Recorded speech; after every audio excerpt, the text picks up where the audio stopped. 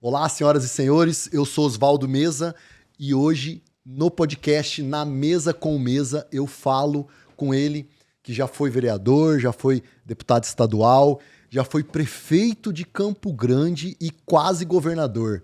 Marquinhos Tradi, uma honra tê-lo aqui conosco no podcast, seja bem-vindo, tudo bem? Graças a Deus, a alegria é minha, Oswaldo Meza. Meza. Com satisfação a gente tem acompanhado o trabalho da imprensa na nossa cidade e no nosso estado e a gente tem visto, né, a sua forma de agir e de se comportar. Você, até então, de tudo que a gente tem colacionado, você tem sido um comunicador que prega e que tem praticado. Sim. E eu quero deixar você bem à vontade. Nós vamos falar um pouco da sua história aqui. Nós não estamos aqui para tomar partido de um lado ou de outro, mas para você contar um pouco da sua história e depois a gente vai entrar em algumas polêmicas.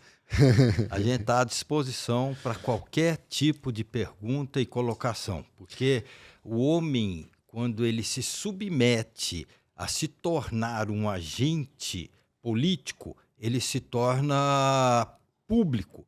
E se é público, é de todos. Ele deixa de ser particular ou privado. Então, tudo que você quiser perguntar, fique à vontade.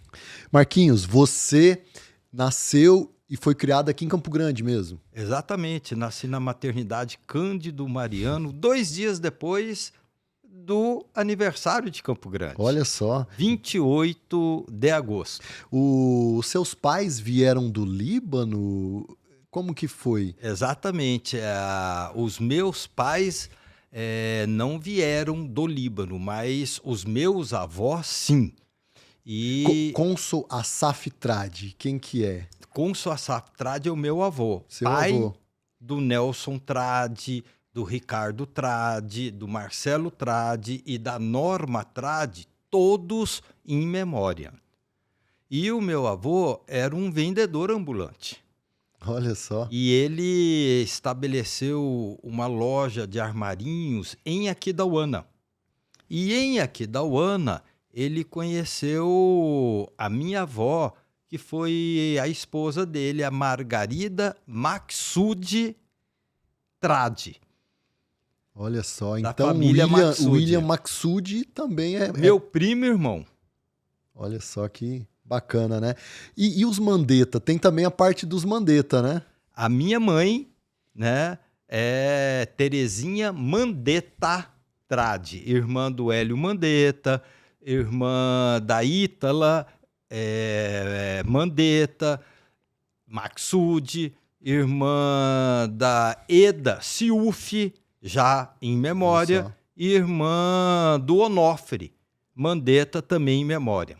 Que bacana. Então vocês foram meio que fundadores de Campo Grande, eles chegaram aqui já há muitos anos, né? Há muitos anos atrás.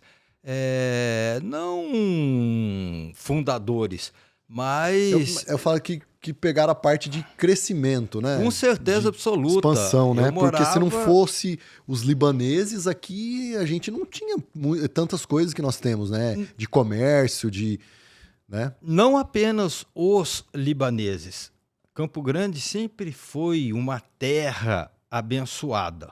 Aqui escolheram japoneses. Sim. O Kassato Marum, quando veio, o navio que veio ao Brasil, uma boa parte dessa colônia aqui se estabeleceu. É uma das maiores colônias japonesas em cidade do Brasil, é Campo Grande. A colônia gaúcha, italiana, a paraguaia, a boliviana, espanhola.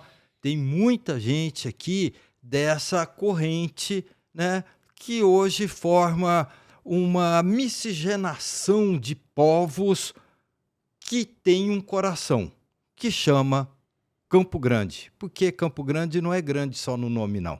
É no coração também, é um Campo Grande. E aí você estudou no Dom Bosco, Depois você foi para o Rio de Janeiro. Olha, Mesa, eu tenho uma história muito interessante da época do Colégio Dom Bosco. Nós estamos no mês de agosto. Sim. Eu, anteriormente... Seu aniversário, inclusive, dia 28, 28 né? do 8, né? Antes de eu ir para o Colégio Dom Bosco, eu estudava em escola pública. E quando mamãe me colocou no Colégio Dom Bosco, eu me recordo que o primeiro dia de aula,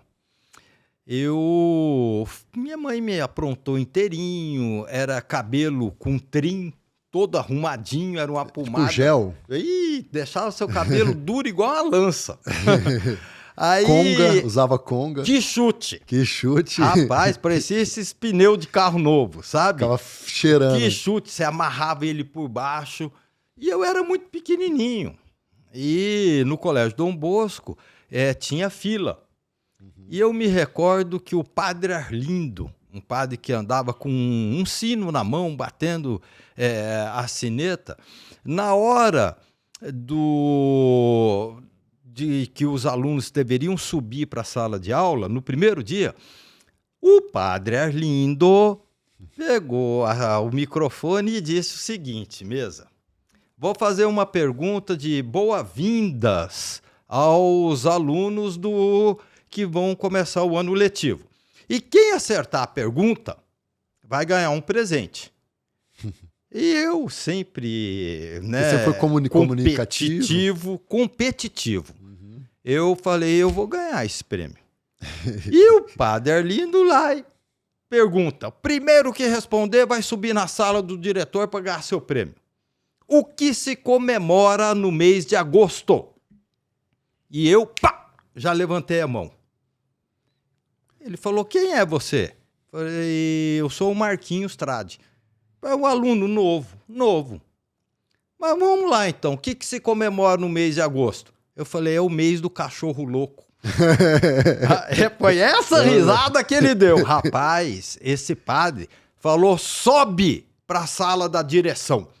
Eu falei, pô, eu vou subir para ganhar meu prêmio, né, mano? Eu fui rapidinho, chegando lá, padre Jenner me deu um pito, mandou chamar minha mãe e falou, Terezinha, esse menino tá suspenso. Mas suspenso? Ele nem entrou na sala de aula ainda. Ele fez uma afronta a Dom Bosco. Eita. Minha mãe falou, afronta do quê? Ele nem conhece esse padre Dom Bosco. Ele falou, não, o padre Arlindo fez uma pergunta, o que é que se comemora no mês de agosto? E no mês de agosto é a missão salesiana Dom Bosco, é aniversário de Dom Bosco. E sabe o que ele respondeu, Terezinha? Que se comemora o mês do cachorro louco. E minha mãe olhou bem pro padre Jenner e falou, e não é, padre? Errado não tá, né? E não é? Rapaz, uma semana de suspensão, Mesa. Eita, já assim começou bem, foi a né? minha história no Dom Bosco. Comecei assim. E aí depois você... Lógico, você cresceu, seu pai sempre foi politizado, né? E eu vi aqui, ó, você nasceu em 64. Exatamente. 64 foi o ano... Da Revolução. Da Revolução. E eu já vi seu pai falando em algum lugar que ele foi preso no regime militar, na ditadura. Então você sempre cresceu ouvindo essas histórias, né? De política, de revolução, de brigar, de... Não só ouvindo, como sentindo. Papai, quando foi preso, eu estava na barriga de minha mãe. Olha só. E a minha mãe sofreu muito. Até porque meu pai estava sentado, almoçando, de repente entraram, né, várias pessoas fardadas e apontando o dedo, é esse, o Nelstrade, é esse, leva para cadeia. Ele já era deputado, já era... Nada. Papai, naquela época, ele tinha sido candidato a vice-prefeito de Campo Grande, junto com Antônio Mendes Canali. Naquela época, Mesa, você votava para prefeito e votava para vice-prefeito. Não era uma chapa. Sim. Sabe? E meu pai teve mais votos que o próprio prefeito, o Canali. E elegeu o Canali e o Neustrade. Papai fazia discursos naquela época ali na rua 14 de Julho, juntamente com a Dom Aquino. Onde hoje, sabe o bar do Zé que tinha ali no calçadão? Ali antigamente se colocava um caixote. Tem o Banco do Brasil. Riachuelo, me parece. Ah, né? na 14, eu tô 14, pensando na 13, a 13 é de cima. A 14 naquela época era mão dupla. Olha só. A 14 naquela época que foi crescendo... O meu tio, que é casado com a minha tia, é o Sérgio Katayama. Então, ele é filho do seu Roberto Katayama, que ficava ali naquele quarteirãozinho. Olha, ali. A família Katayama, e agora há pouco eu disse que os japoneses também que vieram para Campo Grande, ali as lojas que cresceram foi o Palace Royal, do Jamil Naglis, o Gaburas, do Gabura, que foi presidente do Rádio Clube. Ali inaugurou a primeira loja sul-americana. Tinha Avelino dos Reis, Ótica Condorfer, Califórnia, Frutaria dos Salibas. Ali era o Bar Haiti. Que era na esquina. Era na esquina. A banca do Hélio. Você tá com a memória boa, hein? Mas eu cresci ali. Papai tinha escritório no edifício Nacal, que era ali na 14. E o meu pai fazia os discursos dele de igualdade social. Ele falava, por que o prato de comida do pobre tem menos alimento que o prato de comida do rico? E ele queria socializar. E naquela época, quem era, né, e fazia discursos dessa natureza? Cadeia, irmão. Cadeia, assim foi para a cadeia Ulisses Guimarães, Tancredo Neves, o próprio William Maxud, Wilson Barbosa Martins. Todos eles foram presos. Todos eles foram presos.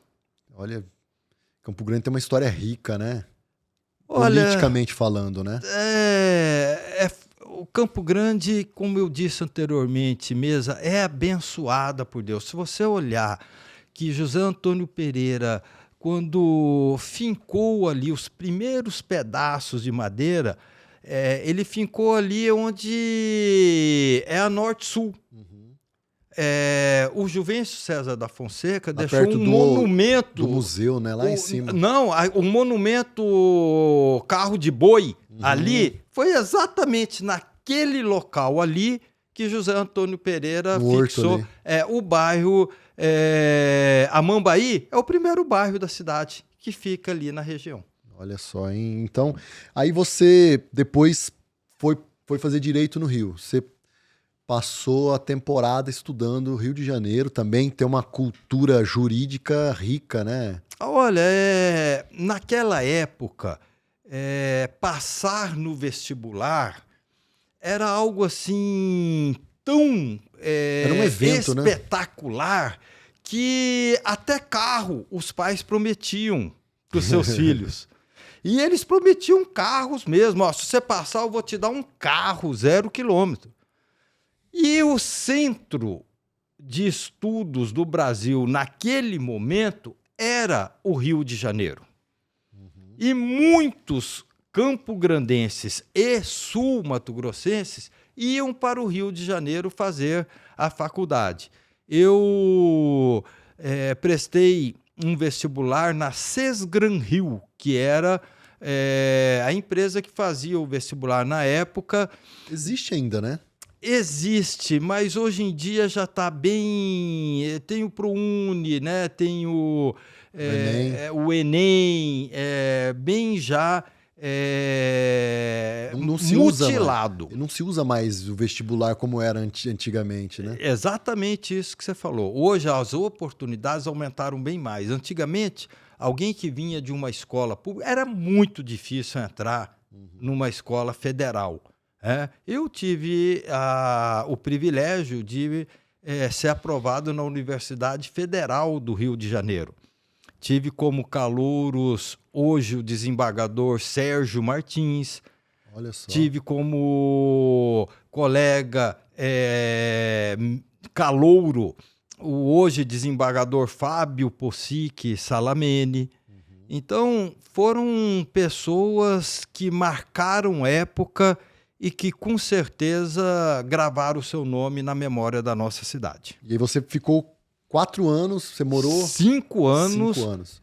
no Rio de Janeiro. Naquela época, você podia puxar disciplinas e Terminar mais rápido. terminar mais rápido. Assim eu fiz e terminei com um tempo menor do que os 5 anos programado. E aí você foi advogar, Aí eu vim para Campo Grande.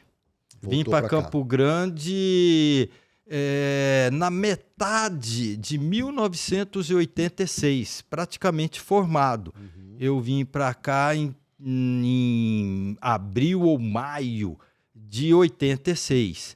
Eu me casei logo em seguida, tomei conta do escritório do meu pai com uma ajuda muito grande do tio Ricardo Tradi, do próprio William Maxud, do Silvio Lobo Filho, do Rubens Pose Barberato Barbosa e do Ernesto Borges, Olha só. que era compadre do meu pai.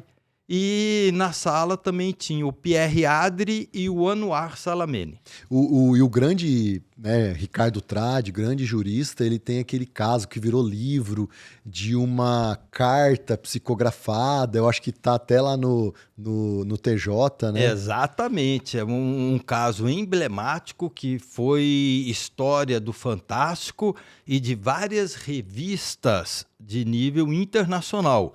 João Ferreira Marconde de Deus casou com uma Misa aqui em Campo Grande. Em determinada noite, eles foram a uma festa.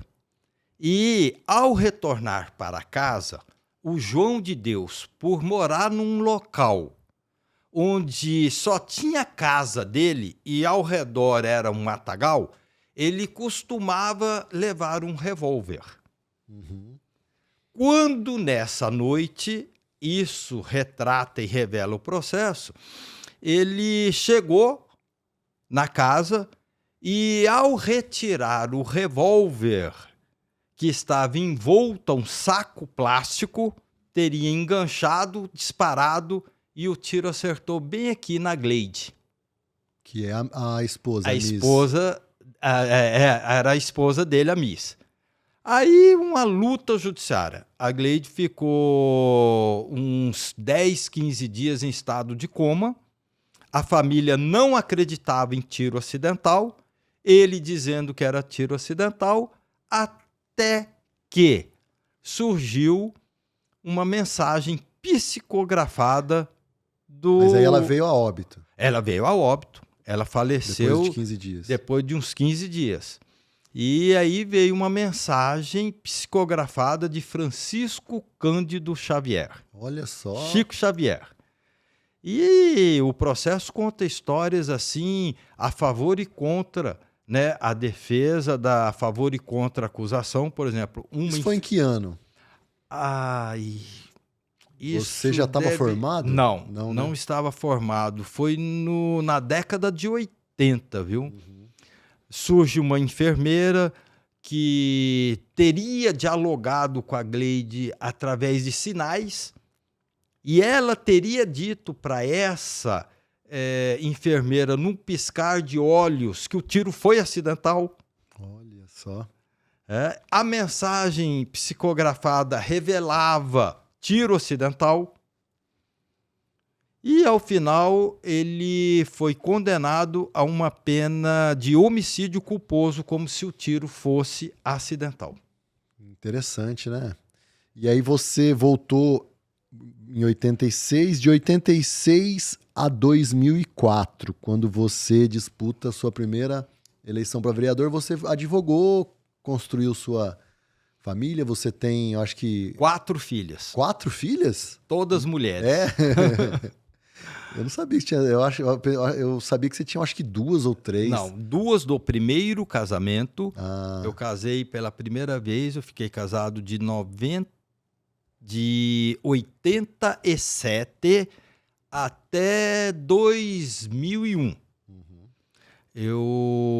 E depois eu me casei com a atual esposa, vamos a 24 anos de matrimônio com a Tatiana Martinho Tradi, que tivemos mais 2 filhas.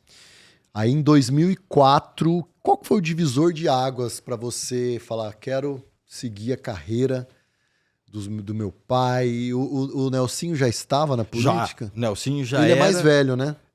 O Nelsinho é o primogênito. Primogênito, aí você e o Fábio. O Nelsinho é o primeiro, depois tem a Fátima, que é advogada e mãe do vereador Otávio Tradi. Depois vem o Marquinhos Tradi, depois o Fábio Tradi e, por fim, a Maria Tereza Tradi. Então, eu sou o terceiro de 5. Eu nasci e fui criado ali no São Francisco. A minha avó conhecia a sua mãe, que morava na Arthur Jorge. Minha avó morava na 25 de dezembro. Olha, vocês sempre moraram ali na Arthur Jorge? Não, nós mudamos para lá em 1973. A gente morava na rua Rui tempo Barbosa. Ali não tinha asfalto ainda. Quem levou o asfalto para lá depois de alguns anos foi o ex-prefeito Levi Dias. Tinha uma menina que a minha mãe criou, que é a nossa irmã de criação, que tem o seu mesmo sobrenome. Olha Hilda só.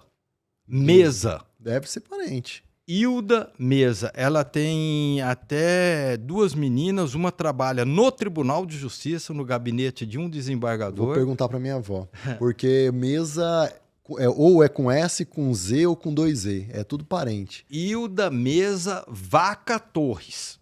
Era o nome dela, que foi criada pela mamãe. Olha só, e aí 2004? 2004 foi minha primeira eleição com mandato eletivo. Porque antes disso, Oswaldo Mesa, eu fui secretário municipal de assuntos fundiários do prefeito André Putinelli. De 1997 até 2002 para 2003, eu fui secretário municipal de assuntos fundiários do ex-prefeito, ex-governador André Putinelli, quando ele venceu aquelas eleições por 411 votos do José Orcílio. Falei isso com o Picarelli hoje. O Picarelli estava aqui hoje. Falei a enigmática eleição por 411 votos. E ele concorreu, ele era vice do Levi. Era Levi e Picarelli, era uma chapa. E era André Putinelli e Oswaldo Possari, outra chapa. A outra chapa era Nelson Tradi e Dr. Loester. Olha. E o Zeca? O Zeca... o Moacir Col, não? E o Moacir Col, eu não sei se era o Moacir ou o Egon Craque. Não, o Egon foi vice dele quando ele disputou o governo, ou foi candidato ao Senado por Dourados. E foi para o segundo turno, né, o André com o Zeca do PT. Naquela época, o André e o meu pai eram deputados federais. O André era federal? Era deputado federal naquela época. E eles tinham conversado antes que quem fosse para o segundo turno, um apoiaria o outro. E como foi o André, né, o meu pai apoiou naquela época o André ganhou as eleições, né, a polêmica eleição, e o André falou que daria ao PTB, naquela época, partido de Getúlio Vargas, uma secretaria. E disse que a secretaria seria de assuntos fundiários. E ele falou, eu quero como indicado seu, deputado Nelson Tradi, o teu filho, que é o professor do meu filho, do Andrezinho. André Putinelli Júnior. O André Júnior, ele foi meu estagiário no meu escritório, tanto ele quanto a Denise Putinelli. Olha só. E ambos de uma intelectualidade, de um coração enorme. Eu tenho pelo André Júnior o carinho e o afeto bilhões de vezes maior do que o pai dele. E a dona Beth também é fora do comum. A Denise nem se fala, a Vanessa eu não tive contato com ela, mas puxaram a dona Beth, viu? Aí você começou, aí você disputou, né, em 2004, aí ganhou. Você foi bem votado? Eu não me lembro. Fui o mais votado. Foi o mais votado? E me parece que, proporcionalmente, fui até hoje um recorde da cidade. Porque em 2004, eu obtive 11.045 votos para vereador. Olha só. Para você ter uma ideia, esse ano eu fui o mais bem votado com 9.000 votos. Olha aí. Com muito mais eleitores. Uhum. E naquela época, em 2004... Você sempre foi bom de voto, então, né? Olha, eu sempre fui bom de amigos. De amigos leais. De amigos que acompanham e confiam na nossa palavra, na nossa crença ideológica, no nosso conteúdo programático. E esses amigos sempre me fizeram o mais bem votado em muitas eleições. Eu disputei eleição de vereador, 3 vezes de deputado e 2 de prefeito e 1 de governador. Eu fui mais bem votado de vereador, de 2 vezes deputado estadual, eu tirei primeiro lugar. Você foi 2 vezes deputado. Fui 3 vezes deputado. 3 vezes. A primeira vez eu fiquei em 5º lugar. A primeira vez... Pelo PTB. Não. É PMDB. A primeira vez, o primeiro colocado foi... Eu não sei se foi o Paulo Duarte ou o Reinaldo Azambuja, um dos dois. Aí o terceiro colocado foi o Ari Rigo, o 4º colocado foi o Ari Artuzzi e o 5º fui eu.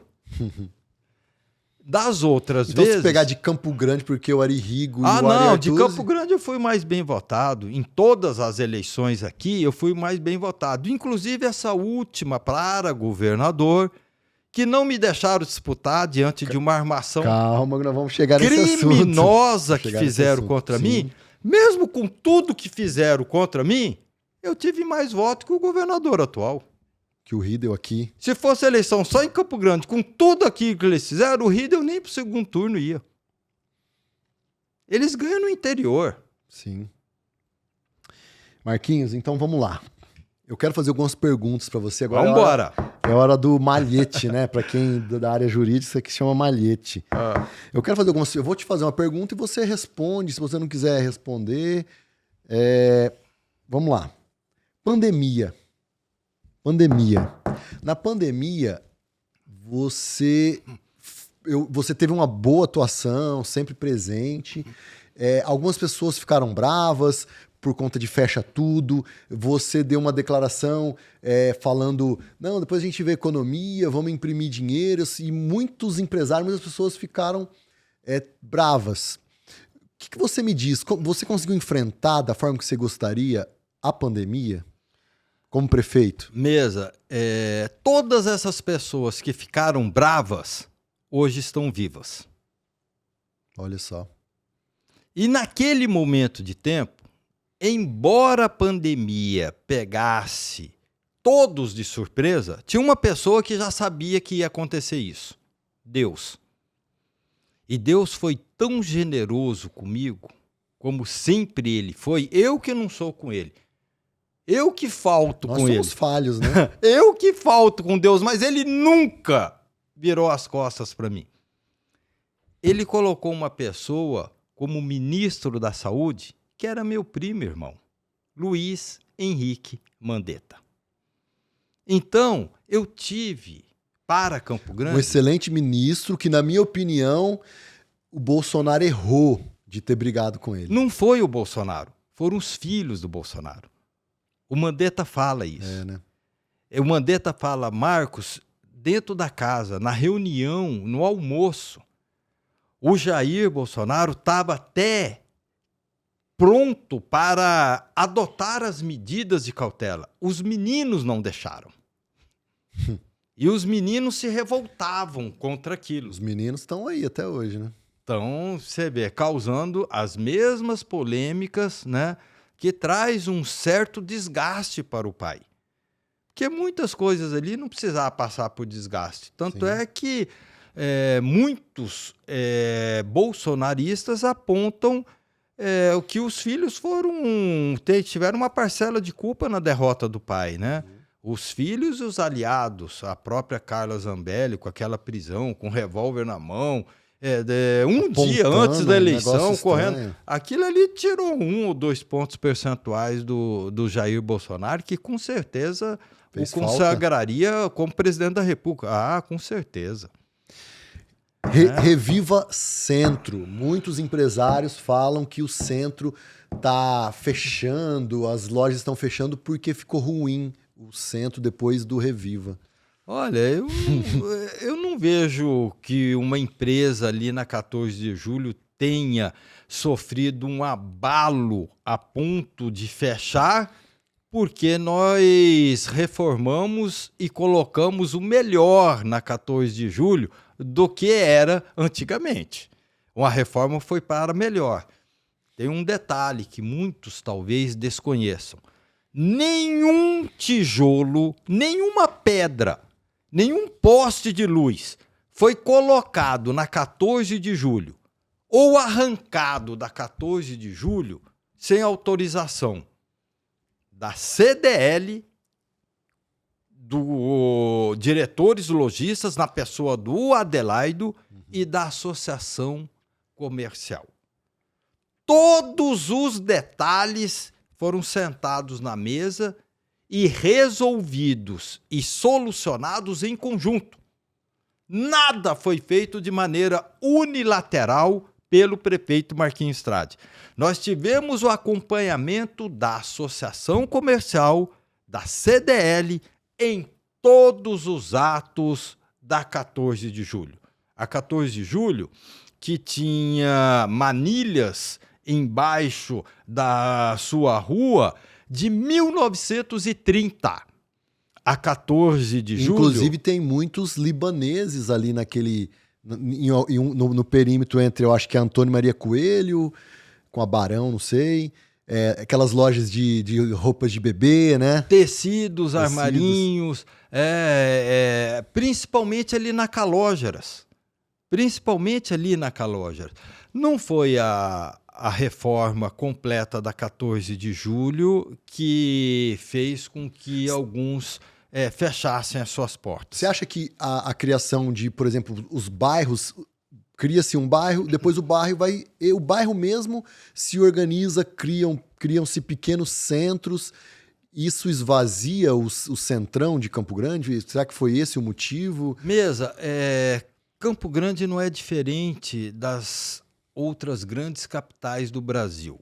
O que sofreram os centros principais, os principais centros de todas as capitais, Campo Grande também sofreu. O que foi?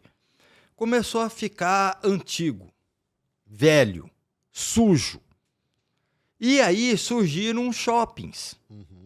Começaram a surgir shoppings que as pessoas deixaram de ir ao centro para ir aos shoppings. E no shopping você come, você compra roupa, calçado. E a comodidade. O ser humano gosta do conforto. Na 14 não tem estacionamento. E nós tínhamos esse costume de que se você tiver que ir numa loja e não tiver uma vaga na frente daquela loja, você fica dando volta no quarteirão. Eu tenho uma raiva de ficar procurando estacionamento. Aí, olha, ali, o único estacionamento que tinha na 14 de julho era da família Chenzarian, do lado do Avelino dos Reis, antigamente. E do lado da loja sul-americana. Não tinha lojas americanas, era sul-americanas, a primeira que veio para cá. E quando a gente ia passear na 14 de julho, era um prêmio para a gente morava ali na Rui Barbosa, quase esquina com a Avenida Afonso Pena.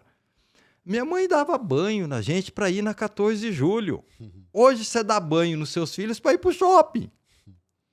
Minha mãe colocava roupa nova na gente para passear na 14 de julho. Hoje, pergunta para os filhos da gente se eles querem passear na 14 de julho ou querem ir no shopping. Ah, com certeza. Os meus amam McDonald's. São isso que aconteceu. Houve a evolução dos shoppings e a involução dos grandes centros das capitais. É por isso que o BNDES e o BIRD liberou verbas para restaurar os centros de várias capitais. Não foi só 14 de julho em Campo Grande, não. O centro de Cuiabá foi totalmente reformado, do mesmo molde que nós fizemos. Conheço lá. Em todas as outras grandes capitais, também eles fizeram melhoria no centro. Marquinhos, Flex Park. Flex Park é um mal necessário? Essa dúvida sempre vai pontuar a cabeça É difícil, do né? ser Porque se humano. você fala que sim, umas pessoas vão te xingar, você fala que não, outras... Olha, para o consumidor, o Flex Park era uma mão na roda, entre aspas. Porque eles Porque falam... tinha vaga. Exatamente isso. Porque hoje eles falam o seguinte, por que hoje os empresários reclamam da falta de estacionamento no centro? Porque o funcionário das lojas deles chegam às 7 horas e só saem às 18. Eles são os primeiros a chegar, já tá tudo vazio, ele já estaciona e E tchau. ocupa a vaga de quem vai comprar. E hoje quem todo mundo vai tem consumir. carro, né? Hoje o carro deixou de ser aquela coisa que antigamente, pelo exemplo, na minha época, você é mais novo do que eu, você via um Maverick na rua, um Opala diplomata na rua. Não, e antigamente tinha um carro só. Por exemplo, o pai tinha um carro, aí o pai dirigia, aí o filho queria sair no final de semana, tinha que lavar o carro, né? Olha, o Del Rey naquela época... Você pegava, que carro que seu pai tinha quando Meu você pai era? não dava o carro pra gente, mas meu tio Ricardo emprestava. Meu tio Ricardo emprestava... O Ricardo era o tio rico. Era o tio rico. Ele emprestava um pra mim, chamava, e eu ia namorar. Eu não sei onde que eu ouvi falar, que alguém falou, eu não sei se foi você mesmo, alguém falou... Chamava não, Marajó o carrinho que ele me emprestava, rapaz. alguém falou, não, o Marquinhos quer morar com o tio Ricardo porque é o tio rico. Eu ouvi essa história em algum lugar. Toda família tem um tio que é o mais jovem, o mais alegre, Legal. e o que te dá mais carinho e que... Eu acho que foi a dona Tânia que me contou essa história. A tia Tânia, acho que foi ela que me contou essa história. O Marquinhos queria estar aqui direto. E a casa do tio Ricardo ele tinha aquela mesa de sinuca de bar, que a gente ia pra lá, sabe? Ele era um garotão, um bonachão. Aí você pegava a Marajó, tinha que lavar, tinha que, né? Nada, o tio Ricardo sempre... Quando eu fui estudar pro Rio de Janeiro, e às vezes tinha saudade de vir pra cá, feriado de Páscoa, por exemplo, meu pai falava, não vai vir. O tio Ricardo mandava passagem de avião. Aí você aparecia aqui. Esse era o tio Ricardo, que casado com a tia Tânia, que é viva, é filha do belga. O seu belga tinha uma farmácia, até hoje é farmácia o ponto dele, mas chamava Drogaria Liberdade, ali na Afonso Pena, Isso eu não lembro. em frente da Praça Ari Coelho. Tá, falando de transporte, de locomoção. CPI do consórcio Guaicurus. Nós falamos lá na rádio, as pessoas ficaram meio assim, vocês estão falando contra a CPI, mas acabou que não virou nada a CPI. Ela ainda não concluiu, mas eu posso Mas dizer assim, a você... não teve uma análise, um perito que analisou, uma consultoria, foi só discursos, brigas. Mesa, tem um contrato que foi licitado. Um contrato que foi licitado e avalizado pelos órgãos de controle. Um contrato que está em vigência. Todo contrato tem cláusulas. Se eu for locar uma casa sua, você vai fazer um contrato e vai dizer para mim o seguinte, Marquinhos, pagamento todo dia 5, vence o aluguel. Eu chego para você e falo, Mesa, dá para colocar vencimento dia 10? Porque eu se recebo lá entre o dia 5 e o dia 10. Pode ser sim. Então há um consenso. Então vamos colocar dia 10. Tem outra cláusula aqui, Marquinhos, no nosso contrato. Todo ano vai ter reajuste. Aí eu chego para você e falo, mas reajuste como, Mesa? Vamos colocar pelo IGPM? Ou vamos colocar pelo dólar? Ou vamos colocar pelo IPCA? O que a gente combinar ali, Vai ter que honrar. Vai ter que honrar. Há um contrato de concessão. Esse contrato de concessão, empresas participaram. E quem venceu o certame licitatório em 2010 foi o consórcio Guaicurus. E ali tem regras. É que antigamente eu lembro que você tinha a Jaguar, você tinha a São Francisco, mais uma ou outra, a Cidade Morena, e cada uma fazia as coisas da sua cabeça. A criação do consórcio foi para tentar melhorar, né? Olha, a Jaguar, a Cidade Morena, a São Francisco, elas pertenciam ao mesmo grupo. Entendi. Ao mesmo grupo. Tinha mais duas também viações daquela época, me fugiu o nome agora, mas que praticamente ficava nas mãos de 2 a 3 grupos dentro de Campo Grande. Marquinhos, tá. Aí você foi de vereador, você virou prefeito, disputou a eleição e você convidou uma pessoa como vice, que hoje é a atual prefeita. Ela foi sua vice no primeiro mandato e no segundo mandato. Eu queria que você falasse sobre Adriane Lopes. A Adriane, ela me ajudou... E falasse na atual gestão dela também. A Adriane, ela me ajudou bastante durante 5 anos. A Adriane Lopes, ela... Hoje em dia eu não posso falar sobre ela porque eu não a conheço mais. Eu posso falar da Adriane que se apresentou para mim e que se comportou para mim de uma maneira.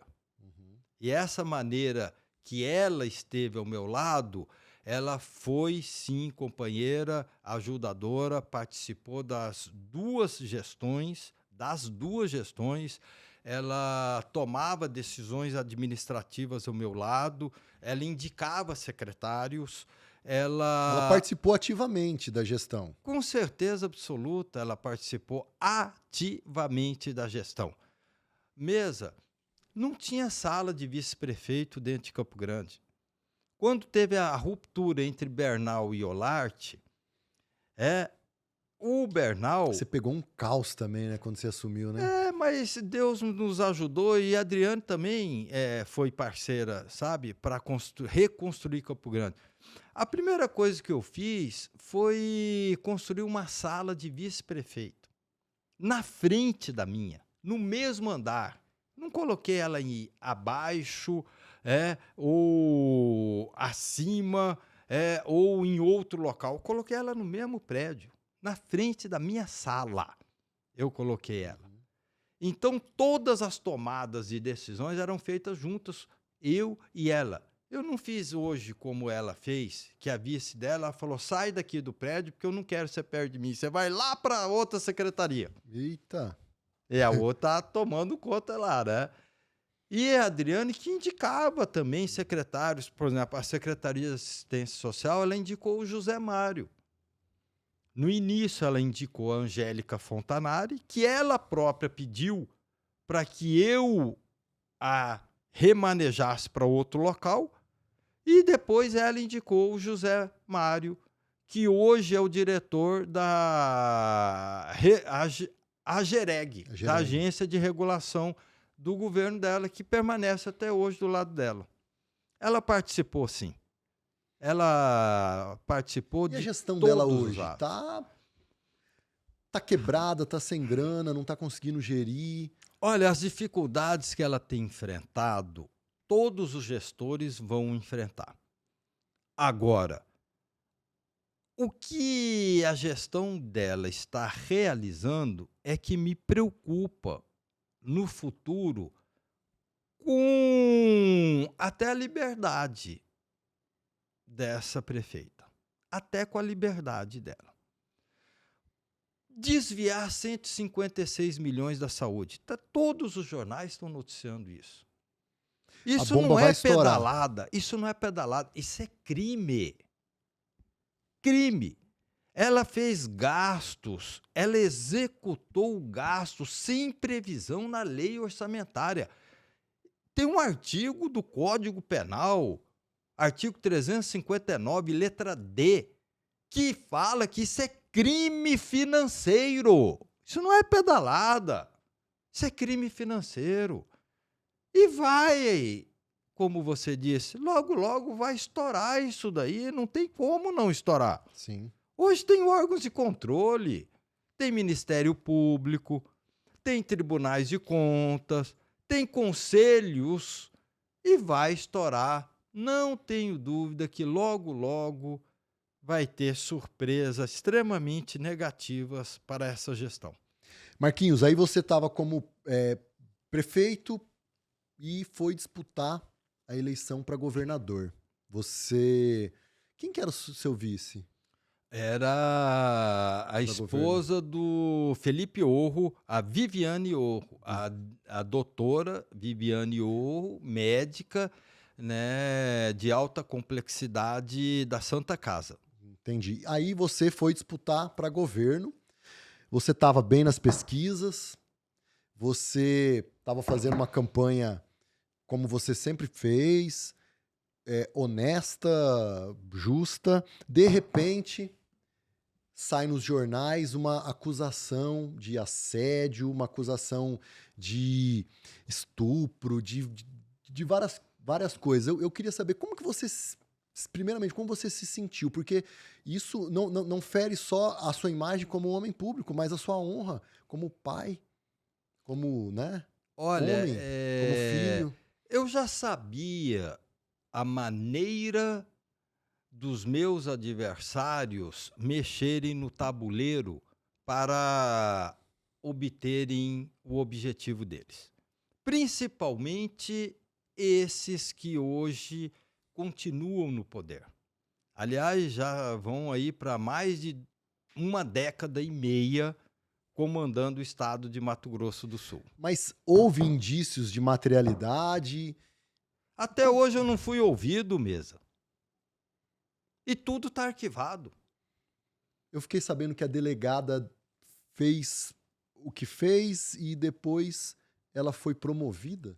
Ela foi promovida no último dia do governo Reinaldo Azambuja.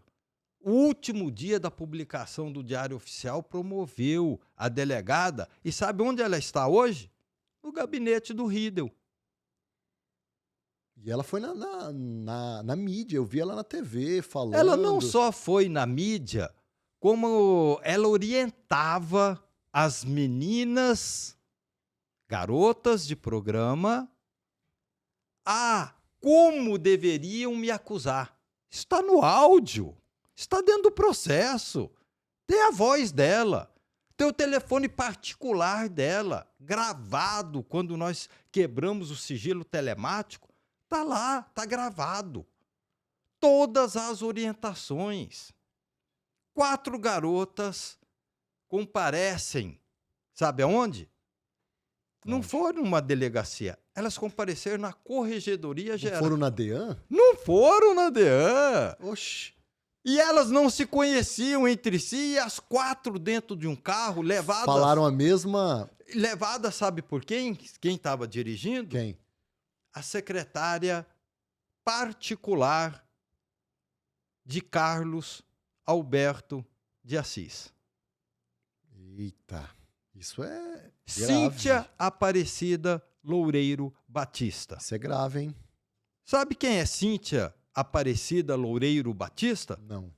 Ex-presidiária, condenada a 3 anos de reclusão. Sabe por qual crime? Assalto à mão armada. E sabe quem prendeu? E ela era assessora do Assis. Ela era nomeada desde o primeiro ano do governo Reinaldo Azambuja. Sabe em qual secretaria? De administração. Quem era o secretário de administração? Assis. Carlos Alberto de Assis. Essa Cíntia regimenta essas... Isso está no processo. Foi arquivado o processo. Eu não fui ouvido ainda. Mas foi, acabou. Mas foi arquivado por falta de provas. Mas você tem não provas... é por falta de prova, não. Você arquivar por falta de prova é porque o fato existiu. Esse foi... Não, mas vou falar assim, você tem provas de que foi uma armação, então. Mas eu não né? tenho só provas, como eu tenho a confissão delas, feita na frente da magistrada, com a presença do Ministério Público. Elas contaram tudo como aconteceu, a maneira como aconteceu, as viagens que eles pagaram para elas darem a primeira entrevista para o jornal Metrópole no Rio de Janeiro, os Pix. Sabe quem mandava os Pix para ela? O esposo da Cíntia. Tá lá no processo. Uma delas foi numa concessionária que comprou um HB20, 0 quilômetro. Com os Pix.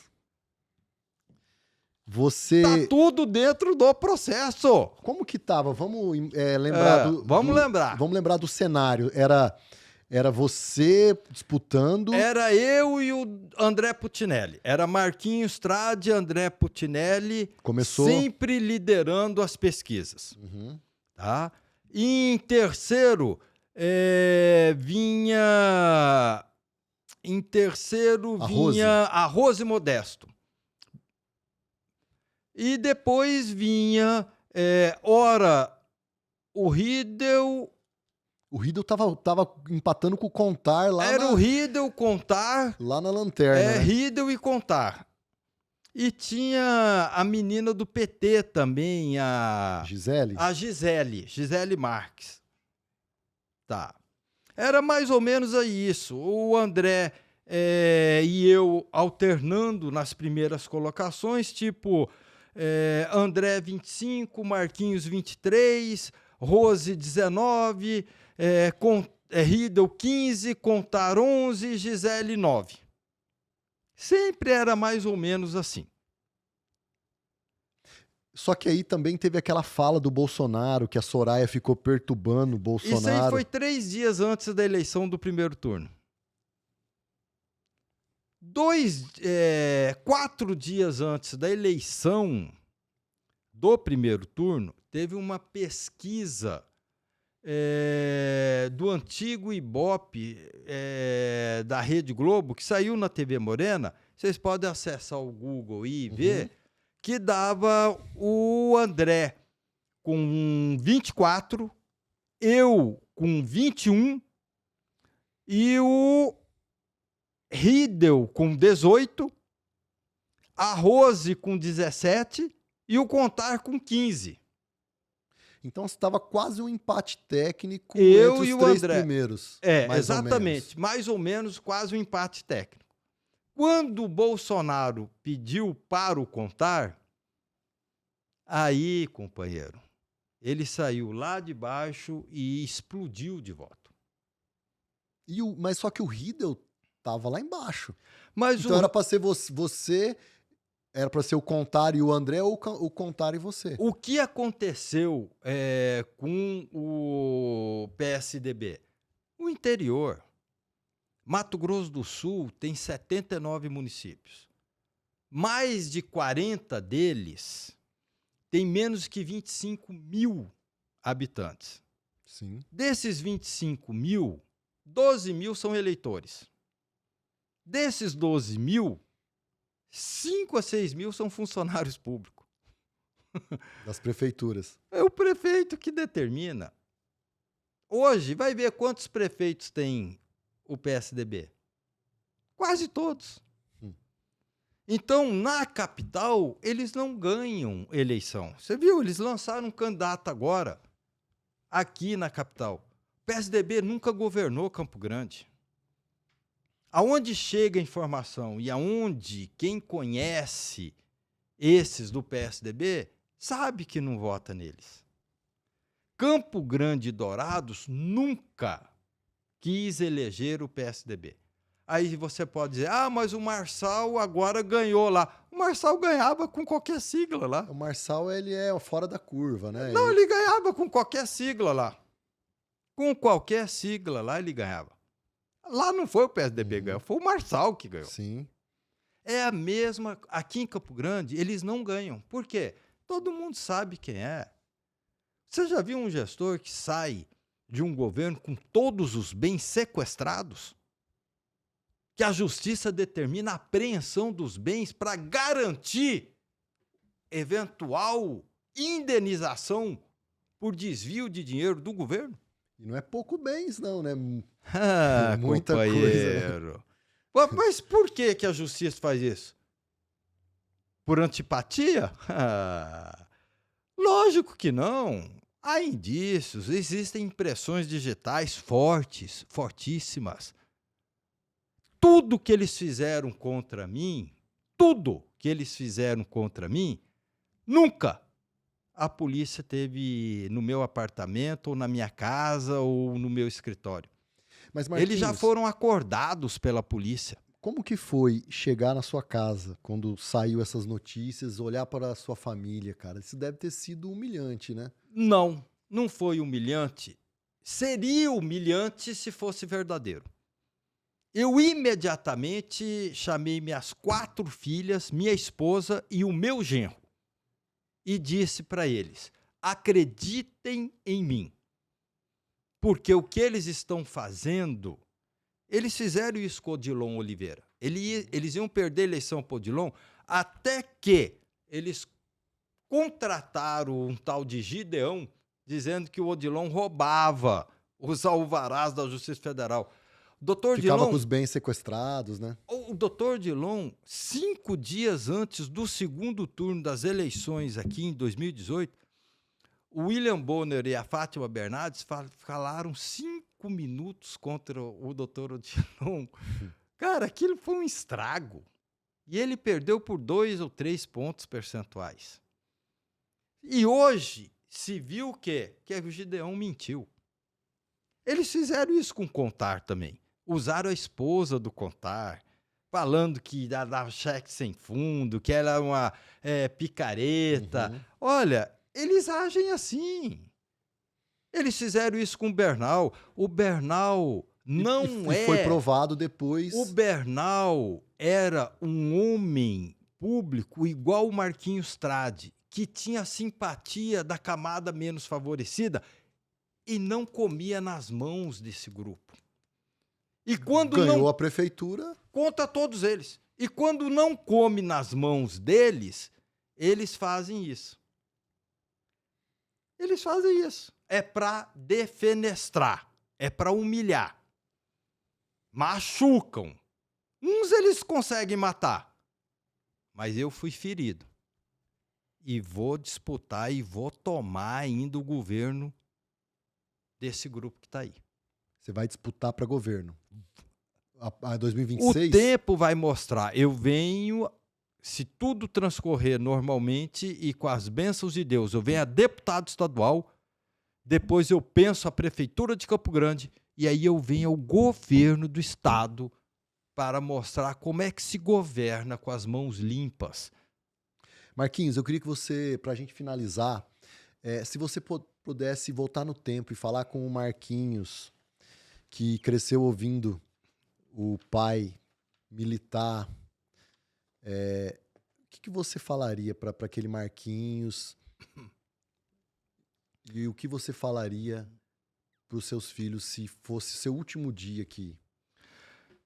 Não se afaste de Deus como muitas vezes eu achei que eu fosse autossuficiente, que eu não precisaria dele, que eu sou o bambambam, que eu era o bonzão, que eu venci as eleições.